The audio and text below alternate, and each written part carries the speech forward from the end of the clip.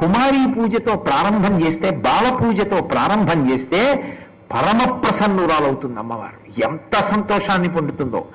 ఆవిడే బాలగా ఉంటుంది. నా మాట మీరు నమ్మండి, నేను మీతో ఒక యథార్థం చెప్తాను. అమ్మవారు పరమ ప్రసన్నురాలైతే బాలారూపంలోనే వస్తుంది, బాలరూపంలో తిరుగుతుంది. ఇప్పటికీ నేను చెప్పడం కాదు, శంకరాచార్యులు వారు చెప్పారు.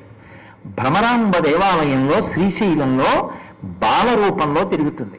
ఎవరి పట్ల ప్రసన్నురాలైందో ఆయన దేవాలయానికి వెళ్ళినప్పుడు ఎక్కడి నుంచో వస్తుంది బాలరూపంలో. చెయ్యి పట్టుకు లాగి, నాకు ఆ పండు పెట్టవా, నాకు కొద్దిగా పువ్వులు ఇవ్వా, నాకు కొంచెం గాజులు ఇస్తావా అని అడుగుతుంది. బాలరూపంలో భ్రమరాంబ ఎప్పుడూ తిరుగుతూ ఉంటుంది.